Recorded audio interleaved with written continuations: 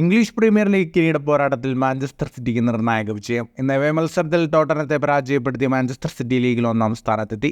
ഇതോടെ അവസാന ലീഗ് മത്സരം വിജയിച്ചാൽ സിറ്റിക്ക് തുടർച്ചയായ 4-ാം പ്രീമിയർ ലീഗ് കിരീടം ഷെൽഫിലെത്തിക്കാം. ടോട്ടനാമിനെ എതിരില്ലാത്ത 2 ഗോളുകൾക്കാണ് മാഞ്ചസ്റ്റർ സിറ്റി പരാജയപ്പെടുത്തിയത്.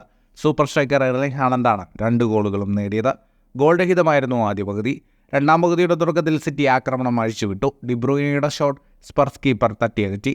51-ാം മിനിറ്റിൽ ഡിബ്രൂയിനയുടെ അസിസ്റ്റിൽ ഹാലണ്ട് സിറ്റിക്ക് ലീഡ് നൽകി. എന്നാൽ പിന്നീട് പരിക്കേറ്റ് ഡിബ്രൂയിനെയും എഡേഴ്സണും കളം വിട്ടു. 71-ാം മിനിറ്റിൽ കുൾസ്വെസ്കിയുടെ ഗോൾ ശ്രമം പകരമെത്തിയ സിറ്റി കീപ്പർ ഓർട്ടേഗ രക്ഷപ്പെടുത്തി. മത്സരം പുരോഗമിക്കവേ സ്പർസിനെ ഒപ്പമെത്തിക്കാൻ സ്പർസ് ക്യാപ്റ്റൻ സോണിന് സുവർണ അവസരം. 85-ാം മിനിറ്റിൽ 1-on-1 സിറ്റുവേഷനിൽ സോണിന്റെ ഗോൾ ശ്രമം സിറ്റി കീപ്പർ ഓർട്ടേഗ ഗംഭീര സേവിലൂടെ തടഞ്ഞു. തുടർന്ന് മത്സരത്തിന് അവസാനം ഡോക്കുവിനെ വീഴ്ത്തിയതിന് സിറ്റിക്ക് അനുകൂലമായി പെനാൽറ്റി ലക്ഷ്യത്തിലെത്തിച്ച് ഹാലണ്ട് സിറ്റിയുടെ വിജയം ഉറപ്പിച്ചു. മത്സരത്തിന് കണക്കുകളിലേക്ക് വന്നാൽ 54% സമയവും പന്ത് കൈവശം വെച്ച് കളിച്ചത് ടോട്ടനമായിരുന്നു.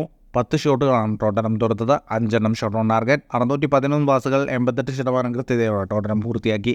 8 ഷോട്ടുകളാണ് മാൻ സിറ്റി തൊടുത്തത്. 5 ഷോട്ട് ഓൺ ടാർഗറ്റ്. 533 പാസുകൾ 89% കൃത്യതയോടെ സിറ്റി പൂർത്തിയാക്കി.